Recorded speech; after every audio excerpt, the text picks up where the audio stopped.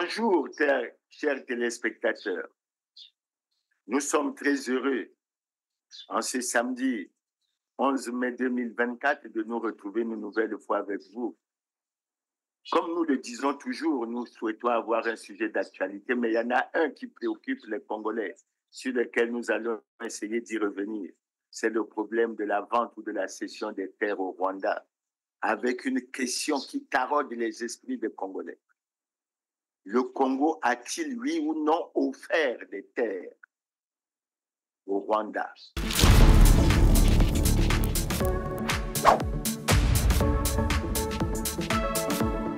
Cette question est devenue très chaude après que les Congolais aient suivi cette émission, ce reportage d'une chaîne de télévision rwandaise, où non seulement que la présentatrice a évoqué le problème, mais il y a un commentateur qui a affirmé de façon très claire que ces terres appartiennent désormais au Rwanda.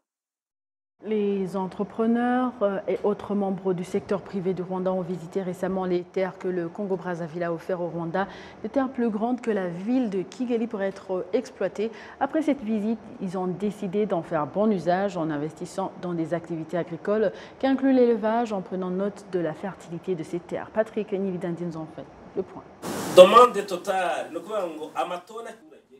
Entre le 4 et le 8 mars de cette année, certains membres du secteur privé du Rwanda ont visité le Congo-Brazzaville et ont découvert les deux terrains qui appartiennent désormais au Rwanda avec une superficie combinée de 980 km². C'est pour ça que nous avons choisi d'y revenir. Nous avons choisi d'y revenir non seulement à cause de cet élément nouveau, mais nos recherches nous ont permis d'avoir un autre élément nouveau. C'est la rencontre qu'a eue le 27 juillet 2021 l'ambassadeur du Rwanda avec le ministre d'État Pierre Madiala, chargé des affaires foncières.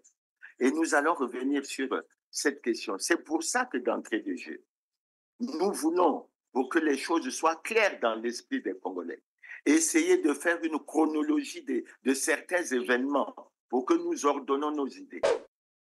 Et dans cette chronologie, nous voulons rappeler aux Congolais que l'élection présidentielle 2021 a eu lieu au mois de mars, que Anatole Koliné-Makosso a été nommé Premier ministre le 12 mai 2021 et qu'enfin, le 27 juillet 2021, c'est-à-dire un peu plus d'un mois après la nomination de Koliné-Makosso, l'ambassadeur rwandais Théoneste Mutsiri Ngashiaka a rencontré le ministre d'État pour lui demander les actes fonciers sur les terres que le Congo avait offertes à l'État rwandais. Les Congolais avaient perdu ça de vue. Et c'est revenu en surface lorsqu'il y a eu ce reportage d'une chaîne de télévision rwandaise. Après ce fait, nous venons effectivement à ce qui s'est passé en novembre 2021, c'est-à-dire la série des signatures des accords entre le Rwanda et le Congo. Au terme de la tenue de la 5e session de la commission mixte de coopération entre le Congo et le Rwanda, le ministre de la Coopération internationale et de la promotion du partenariat public-privé et son homologue des affaires étrangères du Rwanda ont signé des accords dans le domaine des transports aériens, du commerce, du tourisme, de l'environnement, de l'habitat, de la sécurité sociale, de l'agriculture, de la justice, des affaires foncières et de la diplomatie. Questions politiques, diplomatiques, de justice, de défense et de sécurité. Dans le cadre du renforcement de leurs relations bilatérales, les deux parties se sont accordées sur l'exemption des visas pour les détenteurs des passeports diplomatiques et de services. La partie congolaise s'est engagée à mettre en place un mécanisme de délivrance de visas sans frais à l'arrivée aux ressortissants de la République du Rwanda, détenteurs de passeports ordinaires. À cet effet, les deux parties ont procédé à la signature de l'accord irrelatif. Les ministres rwandais et congolais ont pris l'engagement de veiller à la mise en œuvre de ces accords. Et le 24 novembre 2021, après la tenue de la grande commission mixte entre le Congo et le Rwanda, il y a 7 accords qui ont été signés. Et j'insiste, 7 accords, parmi lesquels l'accord de coopération militaire et technique, parmi lesquels un accord dans le domaine foncier, justement. Au cours de la 5e session de la Grande Commission mixte sur la coopération entre le Rwanda et le Congo-Brazzaville, le ministre rwandais des Affaires étrangères et de la coopération internationale, le Dr Vincent Wiluta, est revenu sur la situation actuelle des relations bilatérales.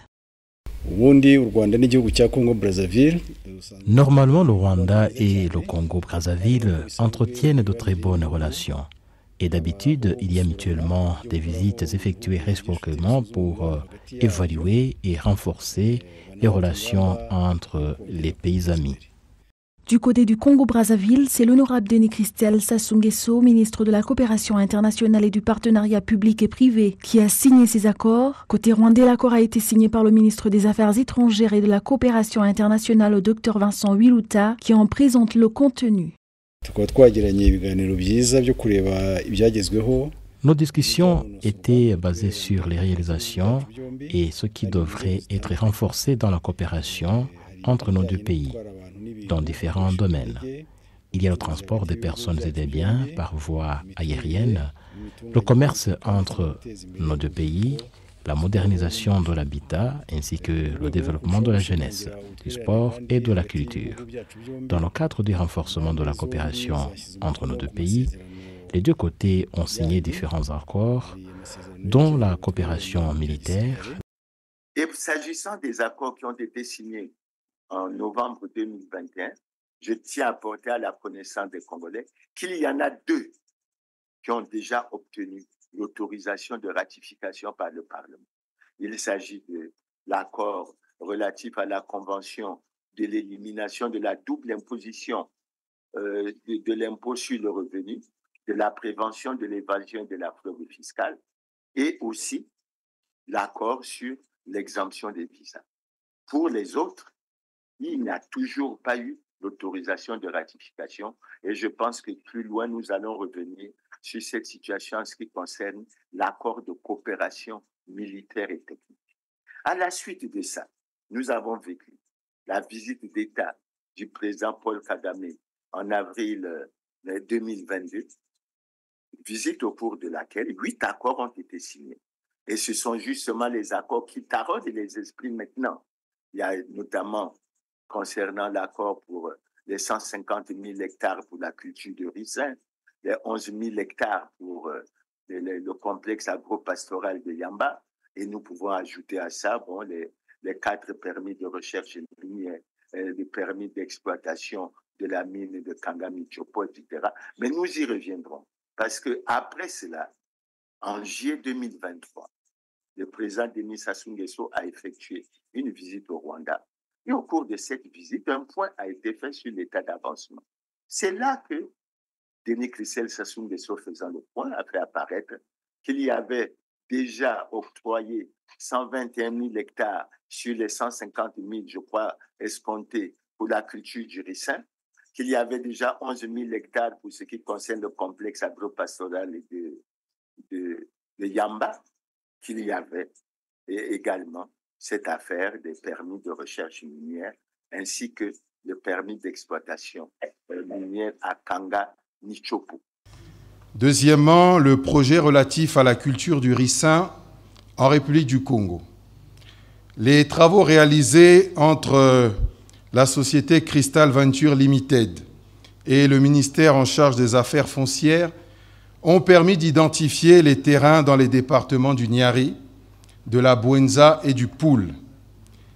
Il y a aujourd'hui près de 121 000 hectares qui sont disponibles sur les 150 000 hectares escomptés pour la réalisation de ce projet.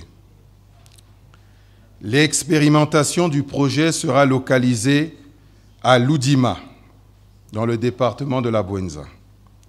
Un bureau d'études suisse est à pied d'œuvre pour réaliser les études de faisabilité de ce projet qui pourrait être bouclé d'ici la fin du mois d'août 2023. Par ailleurs, La société Eni est actuellement en train de procéder à des tests pour détecter la meilleure semence à cultiver au Congo. Depuis 2 semaines, des ingénieurs sont en train d'effectuer des tests de sol à Loudima. C'est au terme de tous ces travaux que la période d'implémentation du projet pourra être fixée. 3e projet, le projet de développement agropastoral à Yamba dans le ranch de Massangi. Une autorisation express d'occuper 11 000 hectares de terre au profit des fermiers rwandais a été délivrée par les autorités congolaises compétentes pour le développement de ces activités agropastorales. À Yamba, les premiers tests de rentabilité de la culture de maïs ont été réalisés avec succès et ce projet va se poursuivre à une plus grande échelle. 4e projet, le projet d'exploitation minière. Suite aux travaux menés avec le ministère de l'Industrie minière et de la Géologie, la société Crystal Venture avait obtenu 4 permis de recherche et actuellement elle bénéficie d'un permis d'exploitation de la mine de Kanga Michopo dont le délai d'exploitation va démarrer à la fin du mois d'août 2023. Voilà exactement. Il semble que pour les autres aspects, cela n'était pas encore abordé. Et je vous souviendrai qu'au cours de cette rencontre, le président Denis Sassou Nguesso et le président Kagame ont tenu une conférence de presse au cours de laquelle un journaliste a posé la question au président Sassou de savoir s'il tenait compte des critiques qui étaient formulées par les Congolais sur ces accords. Et le président Sassou a dit, ils n'ont pas compris. Mais tout le monde ne comprend pas au même moment, ils finiront par comprendre. My question is about this investment between this agreement between Rwanda and Congo. There are some people who criticize this partnership, saying that it is unreliable, and I want to hear from you. What do you say about it? I don't think it is any clearer. Bon, mais il s'agit certainement de personnes qui n'ont rien compris. Hein. Donc, il s'agit des gens qui n'ont pas compris. Bon, on va toujours leur expliquer. Tout le monde ne peut pas comprendre au même moment. Hein. Nous allons continuer d'expliquer, mais à notre niveau, les choses sont très claires. Mais plus tard, avec tout ce qui se passe, la compréhension des Congolais est devenue encore plus difficile. Pourquoi? Parce que lorsque il y a eu ce reportage sur une chaîne de télévision rwandaise, il est apparu clairement que du 4 au 8 mars 2024, une mission des entrepreneurs et des membres du secteur privé rwandais ont effectué une visite au Congo pour se rendre compte des 2 sites que l'État congolais a offerts au Rwanda et qui, semble-t-il, deviennent actuellement la propriété du Rwanda, ce qui pose beaucoup de problèmes au Congo. Et je crois que nous allons essayer d'y revenir. Donc, du point de vue de la chronologie, voilà un peu le décor que nous voulons poser. Après cette chronologie, nous voulons insister sur un fait. C'est la rencontre entre le ministre d'État Pierre Matiala et l'ambassadeur rwandais, à savoir M. Théoneste Mutinda Chiaka. Et au cours de cette rencontre, il a été question d'une demande que l'ambassadeur formulait pour obtenir des actes fonciers sur les terres que le gouvernement congolais aurait offertes à l'État rwandais. Et sur cette question, il y a beaucoup de spéculations. Il y en a qui pensent que parfois que c'est des montages. Il y en a qui pensent que c'est un peu de la spéculation. Il y en a qui... Non, ce n'est pas de la spéculation. Et compte tenu de l'importance du débat, je tiens à apporter un certain nombre d'éléments concrets pour que les Congolais nous comprennent. J'ai ici un certain nombre de coupures de journaux. Ici, c'est un article de l'Agence d'information de l'Afrique centrale, écrit par Fortuné Ibarra, le 27 juillet 2021, qui a pour titre « Le Rwanda veut acquérir les terres agricoles au Congo ». Et il est dit que le ministre d'État des Affaires foncières et du domaine public chargé des relations avec le Parlement, Pierre Mabiala, a échangé le 27 juillet à Brazzaville avec l'ambassadeur de la République du Rwanda, Théonès Mutsinda Shyaka, sur l'obtention des actes fonciers. J'insiste bien, sur l'obtention des actes fonciers de terre que le Congo a donné à son pays dans le cadre de la coopération Sud-Sud. Nous allons revenir sur ça. Nous avons une autre coupure d'un journal ici. Il s'agit du journal en ligne Les Échos du Congo-Brazzaville, dans une publication signée de Germaine Mapanga, qui est intitulée « Pierre Mabiala et l'ambassadeur du Rwanda échangent sur l'acquisition des terres agricoles au Congo ». Et là aussi, cet article, il est du 28 juillet 2021. Nous avons une autre coupure de journaux. Celle-ci, cette fois-ci, elle est du journal Le Patriote, des terres agricoles à la disposition du Rwanda.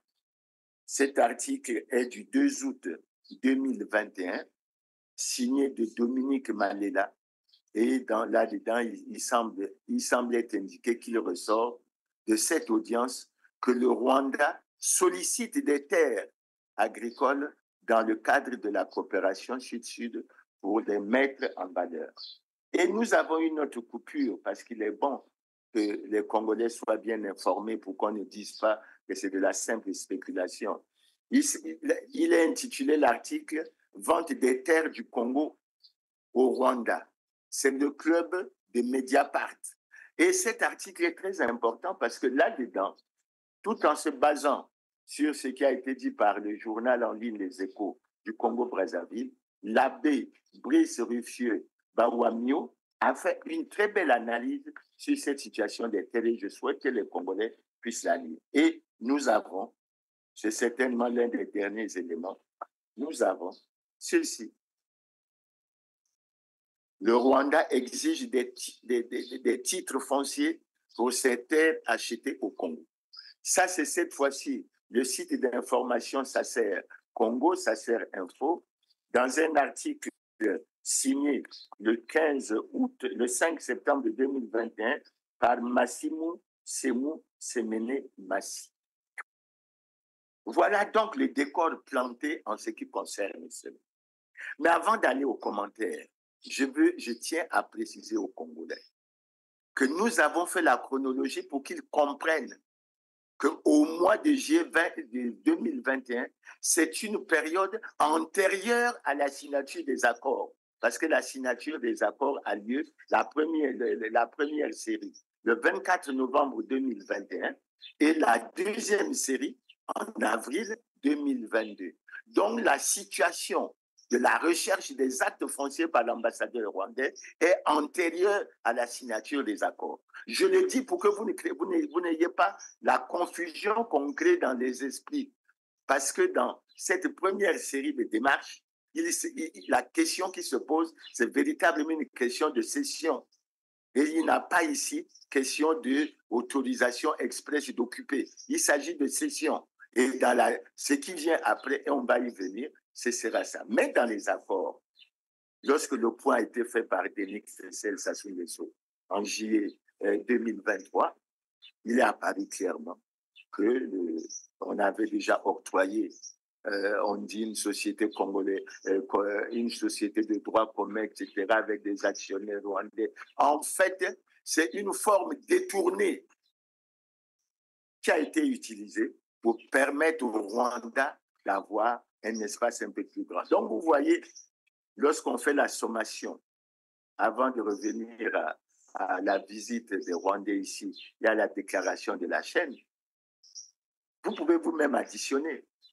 121 000 hectares pour la culture de ricin, 11 000 hectares pour la culture, pour le complexe agro-pastoral. Et enfin, d'après la déclaration faite par le reportage d'une chaîne de télévision rwandaise, 980 km² qui ont été attribués, ça fait 98 000 hectares. Donc, quand vous voyez bien, nous sommes déjà autour de 2300 km², pratiquement 230 000 hectares, ce qui est quelque chose de très important et de très significatif dont il faut tenir compte. Maintenant, une fois qu'on a posé ces décors, rentrons dans l'analyse. Et quand nous rentrons dans l'analyse, nous revenons à ce qui a été dit par les médias.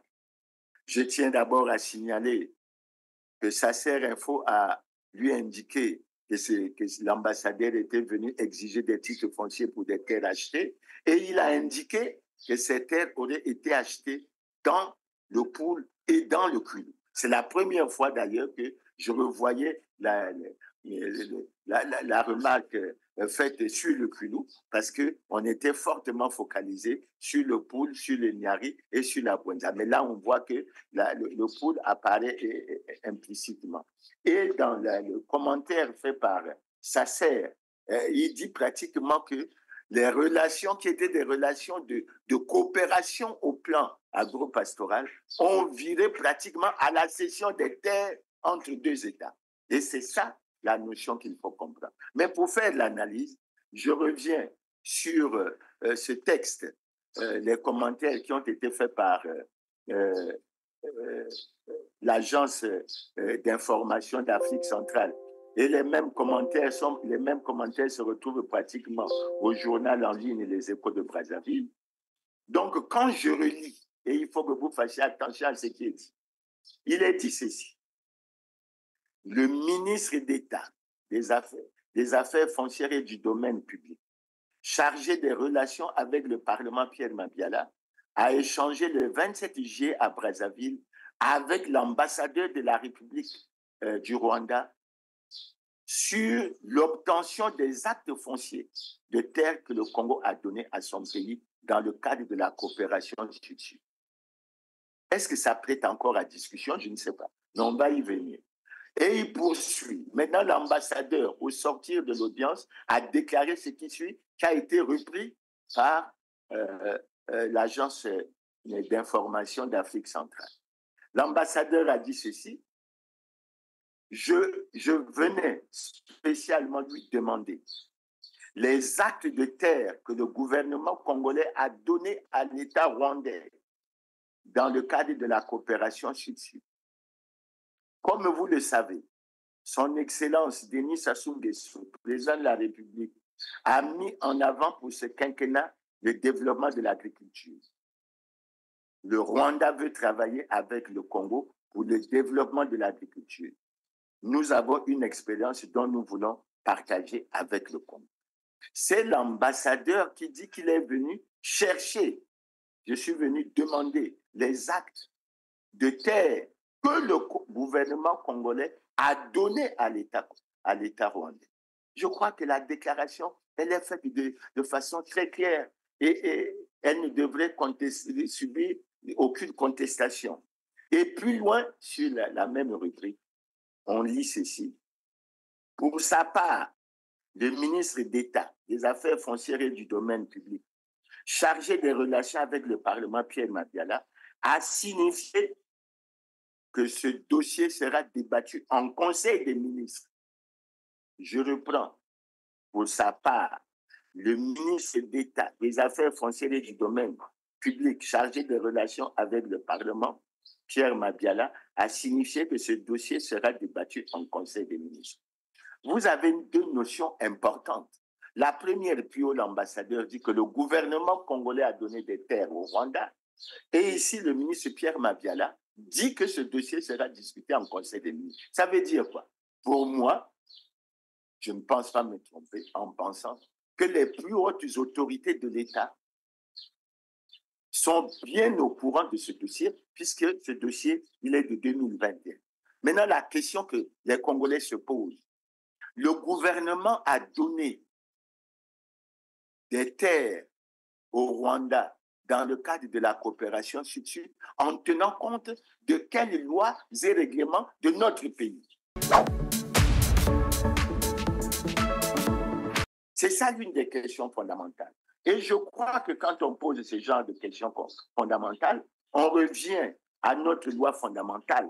Et il est bon que les Congolais le sachent, parce que notre loi fondamentale est claire sur ces questions. Je vais vous donner quelques indications. Je prends la Constitution et je prends les articles qui sont clairs là-dessus. L'article 1er de la Constitution du 25 octobre 2015 dit ceci. La République du Congo est un État de droit, souverain, unitaire et indivisible, décentralisé, laïque et démocratique. Est-ce qu'à partir de ça, on peut faire une enclave rwandaise au sein de notre pays? La réponse est non. Le Congo, il est bien dit, le Congo est un État de droit souverain, unitaire et indivisible. Donc, il n'est pas possible, à mon avis. Parce que donner des terres au Rwanda signifie qu'on crée une enclave rwandaise sur le territoire congolais. Et ce ne serait pas possible puisque le Rwanda serait en mesure de faire hisser son drapeau sur cette enclave et considérer que l'eau, les terres, les mines, etc. lui appartiennent. Et ça, à mon avis, ça ne devrait pas suffire de l'ombre d'une quelconque mauvaise interprétation. Après, nous passons à un article également qui est extrêmement important. C'est l'article 5 de la Constitution. La Constitution dit exactement ceci. La souveraineté nationale appartient au peuple, qui l'exerce au moyen du suffrage universel par ses représentants élus ou par voie de référendum. Aucune fraction du peuple, aucun corps de l'État, ni aucun individu ne peut s'en attribuer l'exercice. Là aussi, les choses sont claires. Ça veut dire que le gouvernement ne peut pas se permettre de donner des terres sans que le peuple n'ait été consulté. Et là-dessus, je crois qu'il n'y a l'objet d'aucune discussion et les choses sont très claires. Après ça, je passe à l'article 44. L'article 44 dit ceci. Tout acte, tout accord, toute convention, tout arrangement administratif ou tout autre fait qui a pour conséquence de priver la nation de tout ou partie de ses propres moyens d'existence, tirés de ses ressources naturelles ou de ses richesses, est considéré comme crime de pillage et puni par la loi. Ça veut dire tout simplement que le gouvernement congolais n'a pas la possibilité, comme ça, de donner des terres à un autre État, quelle que soit la forme. Et lorsqu'on dit que l'ambassadeur est venu chercher le titre foncier, mais le titre foncier, c'est la certification officielle de l'appartenance d'un domaine foncier. Et ce n'est pas normal que l'on puisse croire que cela ait pu se faire. Nous n'avons presque jamais eu des informations sur un conseil des ministres qui se serait tenu à ce propos, mais nous y reviendrons. Ensuite, nous avons l'article 53. L'article 53 dit ceci. Les biens de l'État sont sacrés. Les biens du domaine public sont inaliénables, incessibles, imprescriptibles et insaisissables. Tout citoyen doit les respecter et les protéger. Là aussi, les choses sont claires. Donc, nous ne comprenons pas par quelle voie le gouvernement congolais aurait pu agir, soit pour donner des terres au Rwanda, soit pour délivrer un titre foncier. Et ça, à notre avis, c'est extrêmement important. Par la suite, nous venons à l'article 217. L'article 217 dit ceci. Le président de la République négocie, signe et ratifie les traités et les accords internationaux. La ratification ne peut intervenir qu'après autorisation du Parlement, notamment en ce qui concerne les traités de paix, les traités de défense, les traités de commerce, les traités relatifs aux ressources naturelles ou les accords relatifs aux organisations internationales, ceux qui engagent les finances de l'État, ceux qui modifient les dispositions de nature législative, ceux qui sont relatifs à l'état des personnes, ceux qui comportent cession, échange ou adjonction du territoire. Là aussi, les choses sont claires. Et je vous ai dit tantôt que pour les accords qui ont été signés en novembre 2021, il n'y en a que 2 qui ont reçu l'autorisation de ratification. Pour les accords qui ont été signés en avril 2022, aucun de ces accords n'a reçu l'accord de ratification, l'autorisation de ratification. Et je termine sur ce volet en allant sur l'accord qui sème, qui donne vraiment la véritable face. C'est l'article 219 qui dit ceci: nulle cession, nul échange, nulle adjonction du territoire national n'est valable sans le consentement du peuple congolais appelé à se prononcer par voie de référendum. Et la question alors qui se pose, est-ce qu'il est possible que le gouvernement ait pu offrir, et comment là cela se fait, que le représentant de l'État soit venu pour demander que des titres fonciers lui soient donnés? Sur quelle base? Et si d'aventure, parce que j'interpelle les Congolais, pour qu'ils mènent les démarches, qu'ils se rendent compte, si des titres fonciers ont été produits à l'État rwandais, si c'est le cas, ça aura été fait dans l'illégalité la plus totale, en violation flagrante de tous les articles que je viens de vous lire. Et à notre avis, ce ne serait pas intéressant ni pour le Congo, ni pour le Rwanda, et ce serait véritablement dommage. Maintenant, en liaison avec ce volet, j'en viens à la déclaration qui a été faite par la télévision rwandaise. Et j'insiste là-dessus. Je sais qu'il y a une vidéo. Je souhaite d'ailleurs que cette vidéo soit balancée. Mais je rappelle aux Congolais qui ont été surpris, qui ont été choqués, qui ont été bouleversés lorsqu'ils ont suivi cette vidéo, d'entendre la présentatrice de cette chaîne dire ce qui suit. Les entrepreneurs et autres membres du secteur privé du Rwanda ont visité récemment les terres que le Congo-Brazzaville a offertes au Rwanda, des terres plus grandes que la ville de Kigali pour être exploitées. Après cette visite, ils ont décidé d'en faire bon usage en investissant dans des activités agricoles qui incluent l'élevage, en prenant note de la fertilité de ces terres. Il s'agit de la présentatrice de la chaîne de télévision rwandaise. Et immédiatement après qu'elle ait fait ce commentaire, il y a un commentateur qui poursuit, qui dit ceci. Écoutez bien.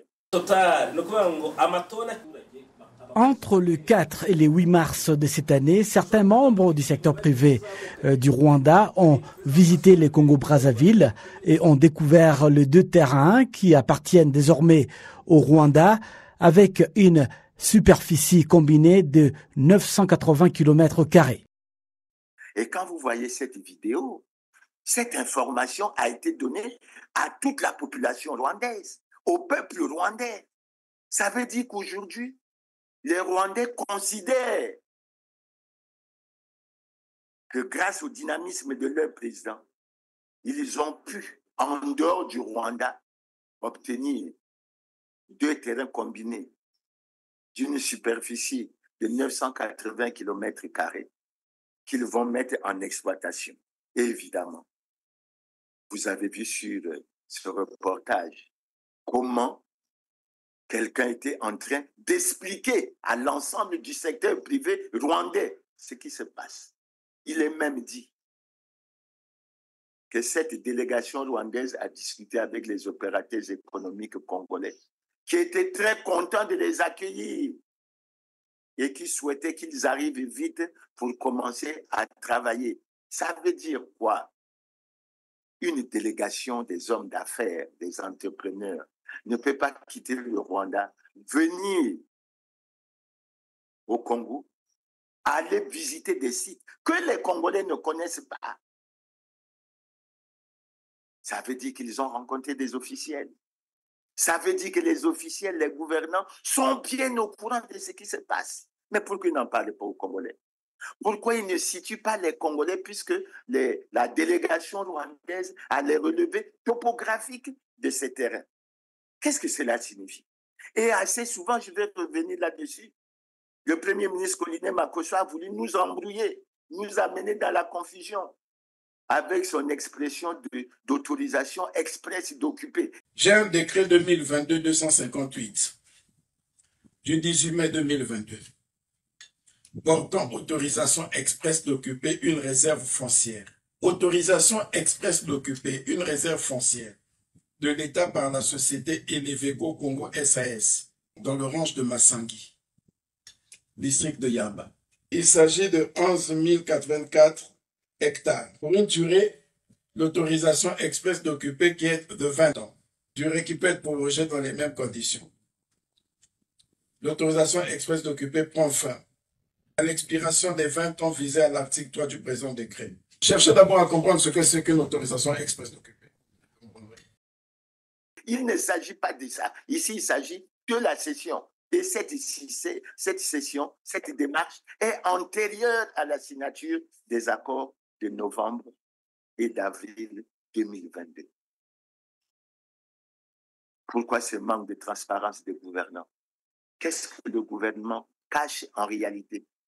Que veut-il? Nous disons,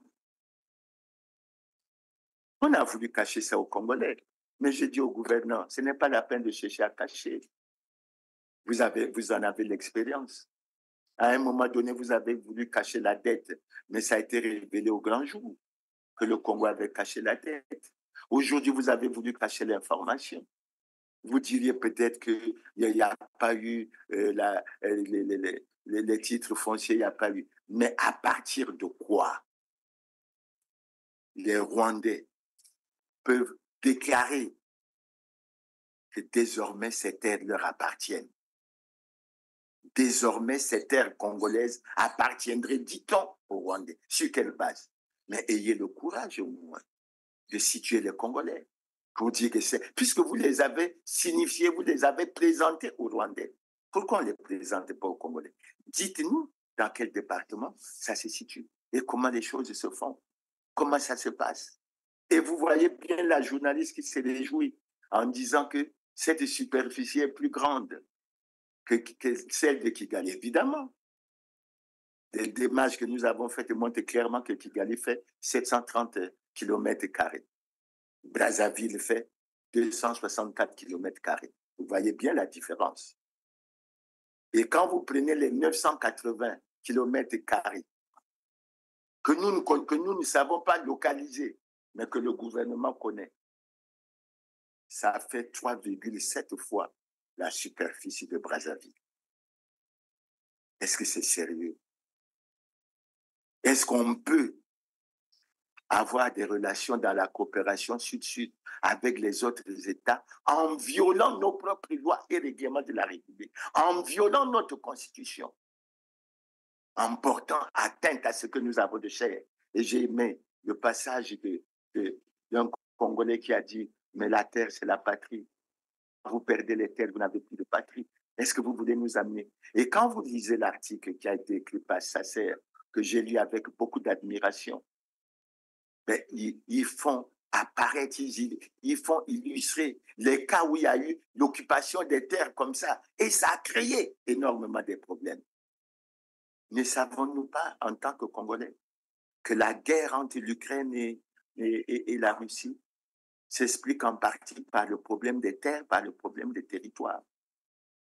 Ne savons-nous pas qu'aujourd'hui, la République démocratique du Congo vit des moments extrêmement difficiles avec la situation qui est à l'Est, qui fait même apparaître quelque chose de curieux au plan mondial? Le Rwanda, qui n'a pas de coltan sur son territoire, est le premier exportateur mondial de coltan. Ça ne vous dit rien? Ce qui se passe aujourd'hui en Israël, qui se passe de commentaires avec ce que nous voyons et que nous continuons à suivre au niveau de Gaza. Est-ce que c'est normal qu'on puisse faire comme ça?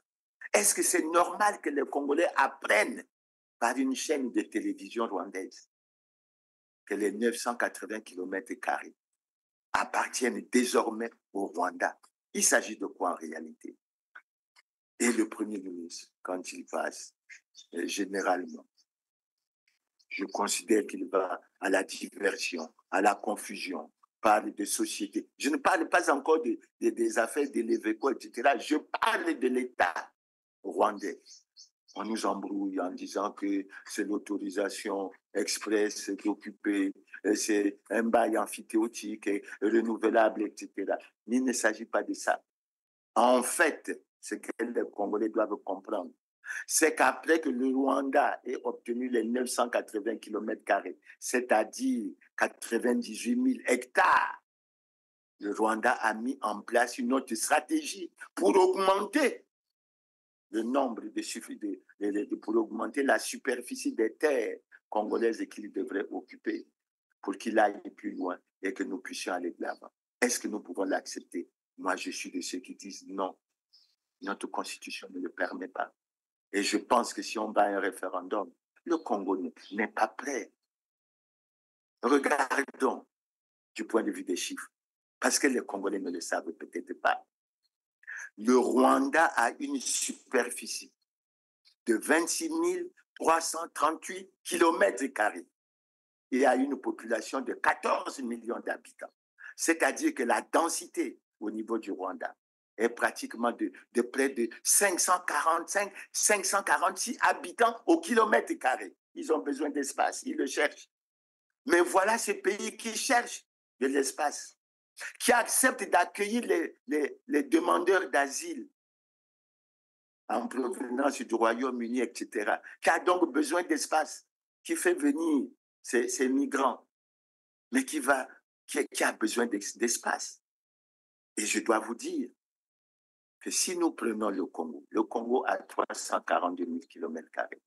Sa population donnée à travers le dernier recensement est de 6 142 180 habitants.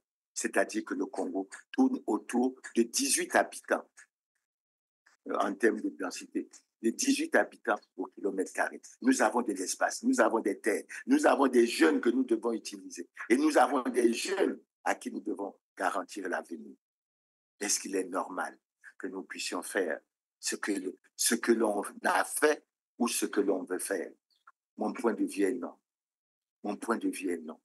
Et je pense, beaucoup de Congolais ne savent même pas, n'ont pas les chiffres des superficies de nos propres départements.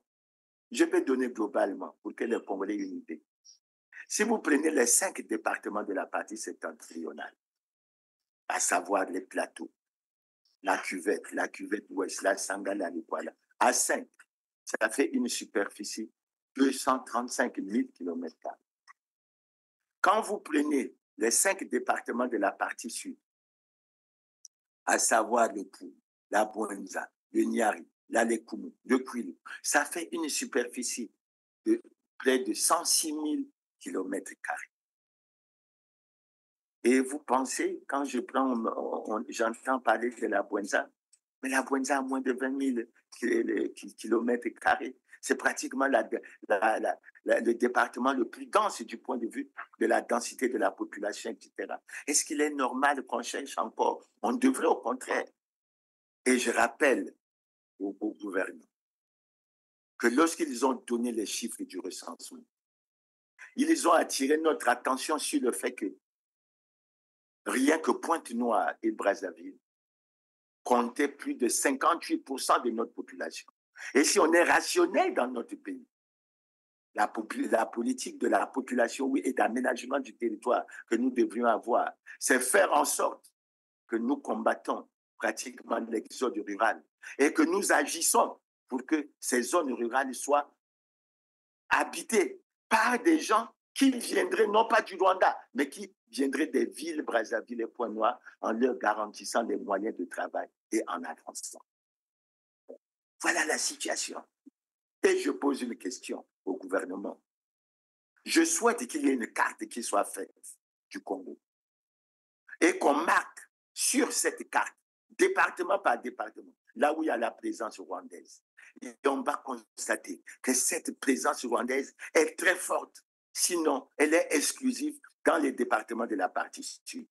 Quelles sont les études qui ont été faites pour qu'on en arrive là? Lorsque l'on sait que les 5 départements de la partie septentrionale ont une superficie de 235 000 km², c'est-à-dire plus du double de la superficie des 5 départements de la partie sud. Quelles sont les études qui ont été faites? Comment ça s'est justifié? L'autre préoccupation, et j'en viens à cette affaire d'accord de coopération militaire et technique, parce que je considère que l'occupation des terres avec le Rwanda va de pair avec cet accord de coopération militaire et technique. On peut nous expliquer pourquoi deux fois, en décembre 2022 et en août 2023, cet accord a été inscrit à l'ordre du jour des sujets à débattre au niveau du Parlement. Et 2 fois, ça n'a pas été débattu.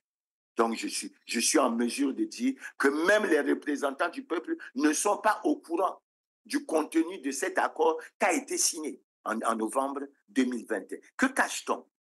Pourquoi cache-t-on cet accord? Et je souhaite que l'un des accords dont la discussion devrait être bien suivie par les Congolais, qui devrait être retransmis intégralement par la radio-télévision congolaise, c'est l'accord de coopération militaire et technique avec le Rwanda.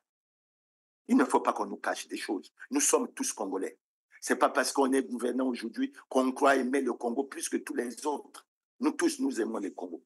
Et si on aime le Congo, on n'a aucune raison, à mon avis, d'aller vers ce genre de démarche.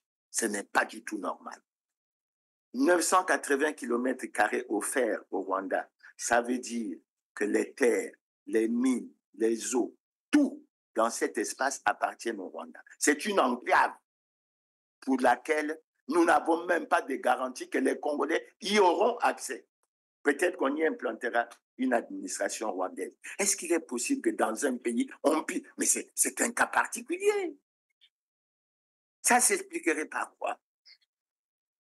Ça s'expliquerait par quoi? À mon avis, il n'y a aucune raison. Donc, chers téléspectateurs, je tiens à dire qu'aujourd'hui, j'ai voulu relever des éléments nouveaux. L'élément nouveau, c'est quoi? C'est qu'en 2021, je considère que le Rwanda et le Congo ont discuté à travers l'ambassadeur et le ministre d'État chargé des affaires foncières, des affaires des titres fonciers du Congo. Est-ce qu'ils les ont donnés? Je n'en sais rien. Mais s'ils ne les ont pas donnés, qu'est-ce qui permet aux Rwandais de clamer à Kigali que les 980 km² sont désormais la propriété du Rwanda? Entre le 4 et le 8 mars de cette année, certains membres du secteur privé du Rwanda ont visité le Congo-Brazzaville et ont découvert les 2 terrains qui appartiennent désormais au Rwanda avec une superficie combinée de 980 km². À partir de quoi?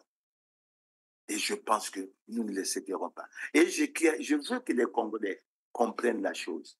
Ce que je dis en termes de 980 km², ça n'a rien à voir avec les 121 000 hectares qui ont été donnés, soi-disant, pour le ricin et les 11 000 hectares qui ont été donnés pour le complexe agro-pastoral.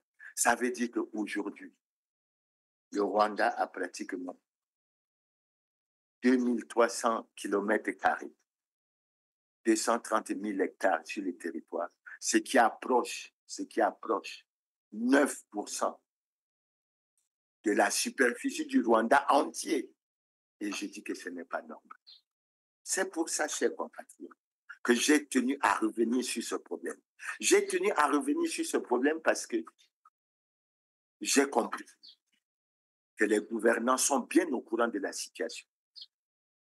Je suis de ceux qui pensent que l'accord, ou sinon les accords signés entre le Rwanda et le Congo, ont un agenda caché. Voilà un des aspects de cet agenda caché. Dieu merci. Remercions les Rwandais de nous avoir permis de découvrir la face de cet agenda caché. Mais je suis sûr qu'il y en a encore d'autres. C'est pour ça que je lance un message au peuple rwandais en disant que le gouvernement congolais, selon la législation congolaise à travers la Constitution du 25 octobre 2015, le gouvernement congolais n'a aucun pouvoir de donner des terres à l'État rwandais sous le prétexte de la coopération sud-sud. Et quand je parle de la coopération sud-sud, ça me fait sourire. Vous allez me dire pourquoi. Mais parce que on a réalisé à travers plusieurs publications qui apparaissent dans les réseaux sociaux que le Rwanda ne fait pas partie du top 10 des pays agricoles africains. Je dis bien, le Rwanda ne fait pas partie.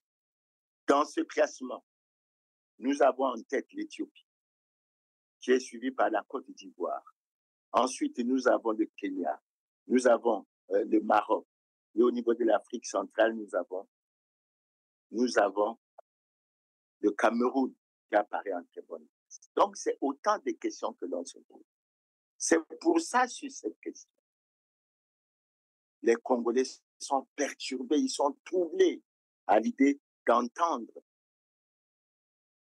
que le gouvernement congolais a cédé 980 km² de cette terre au Rwanda et que les Rwandais considèrent que désormais cette terre leur appartient. Nous rappelons juste que ce n'est pas en conformité avec nos lois et règlements de l'art. Chers téléspectateurs, nous avons voulu, à travers cette communication, faire apparaître ces aspects pour dire que le gouvernement est devant ses responsabilités. Puisque c'est le gouvernement qui a été épinglé, c'est le gouvernement qui aurait offert à l'État rwandais ces 980 km². On aurait pu douter de la délivrance des titres fonciers. Mais on se rend compte, 3 ans après 2021, que les Rwandais déclarent sur leur chaîne de télévision que ces terres appartiennent désormais aux Congolais. Et ça, il faut le dire, les Congolais ne l'acceptent pas du tout. C'est pour ça que nous pensons qu'Anatole Koliné-Maposo, en tant que chef du gouvernement, lui qui a beaucoup parlé de l'autorisation express d'occuper, doit expliquer aux Congolais quelle est la situation exacte. Les Congolais sont surpris du silence des gouvernants sur ce qui se passe en réalité, sur ces affaires. Nous sommes également nous-mêmes surpris et nous interpellons le Parlement. Il est curieux que ni le Sénat, ni l'Assemblée nationale n'interpellent le gouvernement sur cette question extrêmement importante. Et c'est dommage. C'est dommage. Maintenant, nous interpellons également le président de la République qui a prêté le serment de respecter et de faire respecter la Constitution.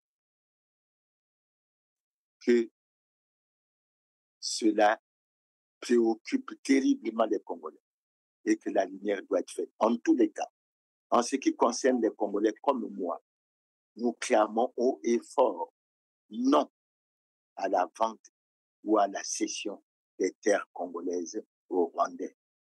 Maintenant, nous avons une idée plus claire et nous demandons au gouvernement de donner aux Congolais la même information qui a été donnée aux Rwandais, à savoir les 2 sites qui combinés font 980 km² pour que eux aussi soient fixés. Mais en ce qui concerne les Congolais, il n'est pas question. Donc il faut que nous expliquions aux autorités rwandaises, il faut que nous expliquions au peuple rwandais que la législation, la constitution congolaise ne permet pas ce genre d'action, ce genre de transaction. J'ose espérer que ce que Sasser a dit en disant que les terres ont été achetées dans le pool et dans le cul, j'ose espérer que c'est faux. Mais je pense que nous prenons la mesure de la gravité de la situation et nous devons continuer. Maintenant, s'agissant de moi, avant de conclure, je vous remercie pour vos messages. Les messages qui m'ont particulièrement touché sont les messages d'encouragement. Les messages que j'ai reçus, comme quoi l'émission Grand Angle a permis la mise en place d'un certain nombre de clubs, de groupes de réflexion, qui à chaque fois se retrouvent autour de ça, pour échanger, pour débattre, pour les questions du pays. C'est un encouragement. Et je suis content, je pense que c'est l'un des objectifs que cette émission atteint. Par contre, j'ai reçu d'autres messages où on me dit que l'émission Grand Angle devrait être suspendue. Je n'en vois pas la raison. D'abord parce que l'article 25 garantit la liberté d'expression dans le pays. Et je rappelle que je ne suis pas membre de la majorité présidentielle. Je suis à l'opposition. Mon parti est à l'opposition. C'est-à-dire qu'il ne soutient pas la politique du gouvernement. Il est évident que nous apportons nos contributions. Il est évident que ce que nous disons peut parfois choquer les membres de la majorité. Mais nous ne partageons pas le même point de vue. Et la démocratie doit justement permettre qu'il y ait la tolérance, le respect du droit à la différence et le fait d'accepter la pensée ou la vision des autres. Donc, je ne vois pas en quoi cette émission serait suspendue. On parle même de droit de savoir les émissions auxquelles j'appartiens. Il s'agit des réseaux sociaux. Mais le gouvernement doit se rendre compte qu'ils avaient très mal fait de s'accaparer des médias d'État et de faire en sorte que les opposants ne passent pas dans les médias d'État. Aujourd'hui, ces choses réparées. Maintenant, le dernier aspect, il y en a beaucoup qui sont préoccupés par ma sécurité, qui pensent que je suis en danger par ce que je dis. Ce que je dis, je le considère, peut-être que je me trompe, c'est à vous de m'aider. Je considère que ce que je dis, c'est la vérité. Et si j'ai cette vérité, je dois aider les Congolais à connaître la vérité sur un certain nombre de situations qui touchent le pays. Le Congo va mal, très mal. Et il faut que nous nous efforçons à le sortir de cette situation. Chers téléspectateurs, je suis très heureux d'avoir une nouvelle fois échangé, communiqué avec vous. J'ose espérer que le thème vous a plu, mais c'est un thème qui m'interpelle, qui me touche beaucoup, sur lequel j'aurai l'occasion de revenir. Chers téléspectateurs, je vous remercie pour votre aimable attention et promets que samedi prochain, je crois que si je ne me trompe pas en pensant que ça sera le samedi 18 mai, nous aurons encore l'occasion d'avoir une belle émission, Grand Angle. Et j'ose espérer que nous aurons un thème, mais nous allons progressivement aller vers les thèmes qui doivent aider les Congolais à sortir le pays de la situation difficile dans laquelle il se trouve aujourd'hui. Chers téléspectateurs, je vous remercie pour votre aimable attention et vous donne rendez-vous à samedi prochain. Merci et à samedi prochain.